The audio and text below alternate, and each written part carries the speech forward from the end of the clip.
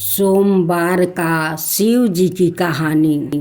कुमारी तीर्थ में स्नान करने के पश्चात ऋषि कंडवे गंगा में स्नान करने के लिए चले। मैला दुर्ताई में जो कावेरी नदी के उत्तर तट पर स्थित है, उन्होंने 3 महिलाओं को अपनी ओर आते देखा। ये इतनी करूपा महिलाएं कौन है? मैं दूर से ही निकल जाऊं। आप मेरे रास्ता क्यों रोक रही है?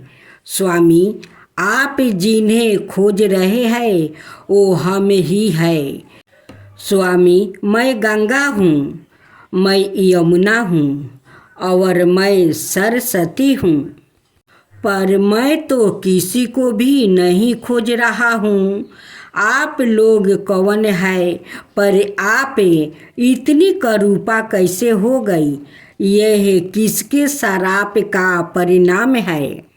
प्रतिदिन असंख्य लोग अपने पापों से मुक्ति पाने के लिए हमारे जल में स्नान करते हैं। उनके पाप को हम स्वीकार कर लेते हैं, इसी कारण हम करूपा हो गया है। सर्वप्रथम हमें करुणा निधान भगवान शिव की आराधना करनी होगी, जो यहाँ नित्य निवास करते हैं। तत्पश्चात हमें कावेरी के पवित्र जल में स्नान करना होगा। अपनी इस करूपा को मिटाने का यही एकमात्र उपाय है। हे देवियों, इसका प्रतिकार कैसे किया जाए? एक बार ऋषिभा देव, अच्छा कृपा करके मुझे भगवान शिव जी की महिमा के बारे में बताया। मेरे प्रभु चाहे जितने भी महान क्यों ना हो, आखिर मैं ही उनको अपनी पीठ पर बैठाकर हर जगह ले जाता हूँ। मेरे समान शक्तिशाली और कौन हो सकता है? ओहे ऋषिभा को भी गर्व हो गया। शिव जी ने अपनी जाटा से एक बाल तोड़ा और उसे ऋषिभा की पीठ पर रख दिया। ऋषिभा उसके भार को सहन नहीं पाए और व्याकुल हो गया। आहे, प्रभु के एक बाल का वजन भी मैं नहीं सह पा रहा हूँ। ऋषिभा शिव जी के उस एक बाल के वजन को सह नहीं पाया और वही धाराशाही हो गया। प्रभु, कृपया मुझे क्षमा कर दीजिए, मैं अब से अहंकार नहीं करूँगा। कृपया मुझे इस कलंक से मुक्ति होने का उपाय बतलाइए।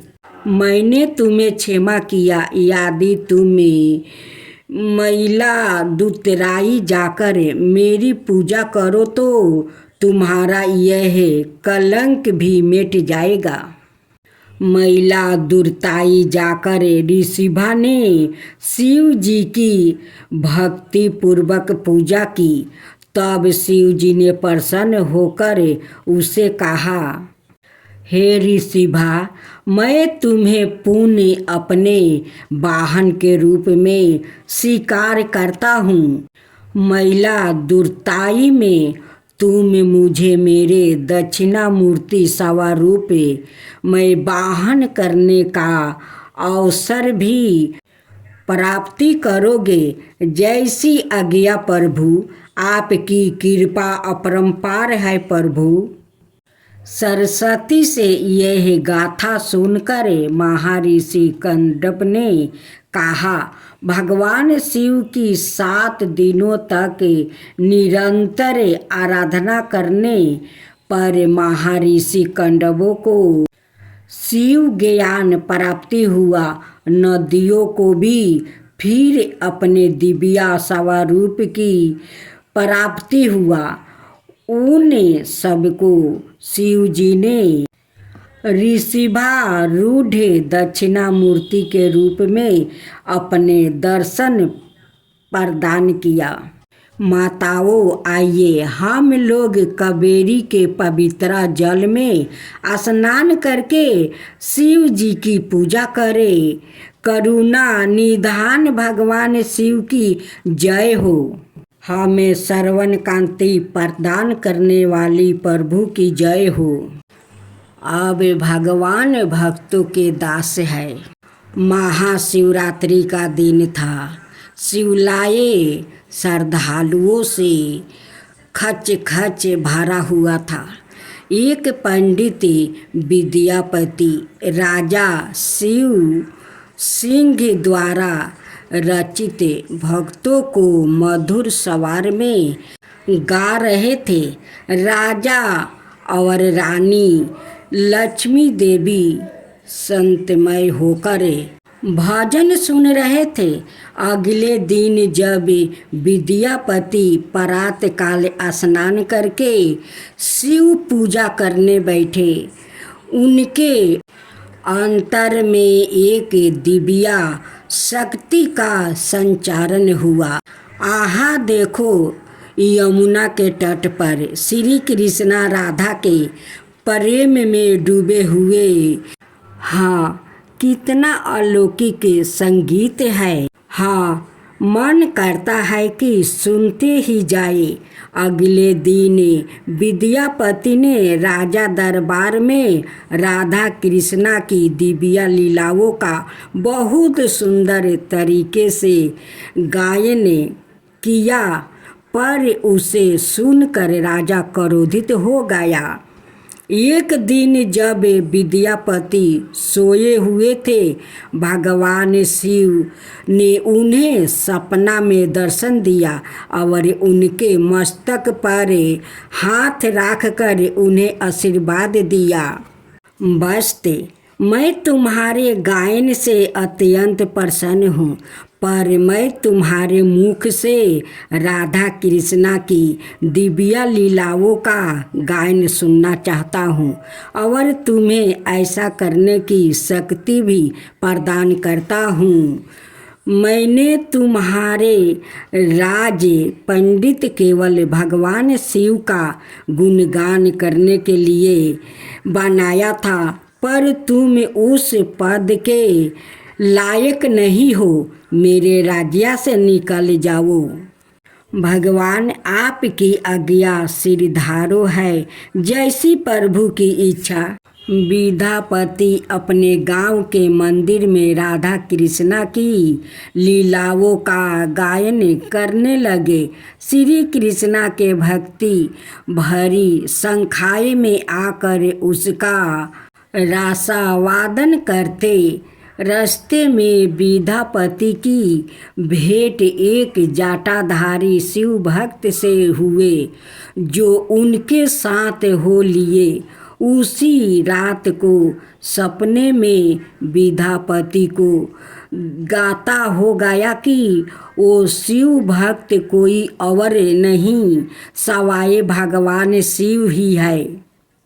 भगवान, आप सवाए इस रूप में मेरी सहायता करने आए हैं। हाँ, पर यदि तुमने यह बात किसी को बताई तो मैं तुरंत तुम्हें छोड़कर चला जाऊंगा। हरे कृष्णा राधा रमन हरे हरे। दिल्ली के सुल्तान ने राजा शिव सिंह के राज्य पर कब्जा कर लिया और राजा को बंदी बनाकर दिल्ली ले गया। रानी लक्ष्मी देवी ने विद्यापति को अपने पास बुलाकर कहा। उन शिव भक्तों की सहायता से विद्यापति की सुल्तान से भेंट हुआ। उन्होंने सुल्तान के समक्ष श्री राधा कृष्णा के दिव्य प्रेम का गायन किया, जिसे सुनकर सुल्तान और उसके दरबारी मंत्री मूर्छ हो गए। मैं तुम पर बहुत प्रसन्न हूँ विद्यापति, मुझसे जो चाहो मांग लो। भगवान ने राजा को आपका दिल दुखाने के अपराध में यह दंड दिया है। मुझे पूरा विश्वास है कि यदि आप दिल्ली जाकर सुल्तान से विनती करें तो वो हमारे राजा को अबर से मुक्ति कर देंगे। मैं अबर से दिल्ली जाऊंगा। भगवान हमारी सहायता करेंगे।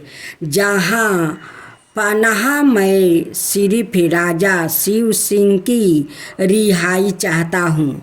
उन्हें उनका खोए हुए सम्मान पुनः प्राप्ति हो। सुल्तान ने राजा शिव सिंह को रिहा कर दिया। विद्यापति राजा और उस शिव भक्त के साथ अपने नगर को लौट आया। उनका बड़ा भाव स्वागत किया गया। एक दिन जब विद्यापति बाहर से घर लौटे तो उन्होंने शिव भक्त को उनके कपड़े धोते हुए देखा। भगवान, यह क्या? आपको एक कपड़े धोने के लिए किसने दिया? राजा शिव सिंह अमर रहे, संगीत सम्राट अमर रहे। क्यों?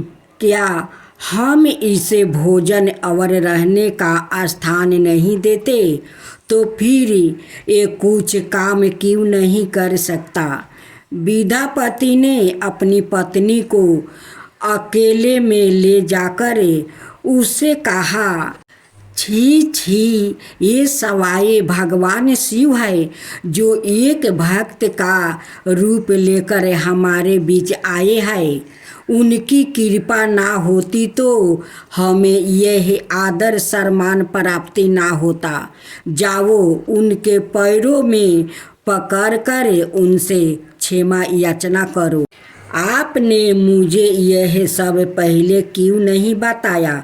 मैंने कैसा घोर पाप कर डाली? राजा को मुक्ति कराने के कारण विद्यापति को सम्मानित किया गया और उन्हें कई मूल्यवान भेंटों के साथ जमीन जायदाद भी दी गई। यह सब पाकर विद्यापति की पत्नी दुर्गा अहंकार से भर उठी। वो सोच कर कि शिव भक्त उनके पति द्वारा रखा गया एक समियान नौकर है, वो उनसे घर के छोटे छोटे काम कराने लगी। मेरा स्वामी के कपड़े धोवो जी, अबर से मेरा काम तो भक्तों की सेवा करना ही है। जब विद्यापति की पत्नी क्षमा याचना करने गई, वो तो कहीं भी नहीं देख रहे हैं।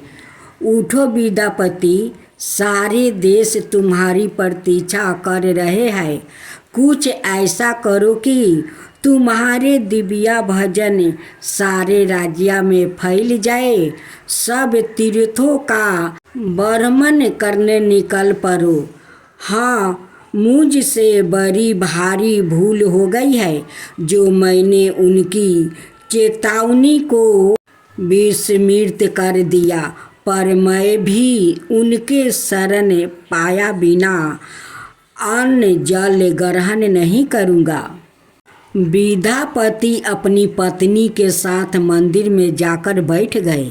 प्रभु, आप यदि वापस नहीं लौटे तो मैं एक बूंद जल तक ग्रहण नहीं करूँगा।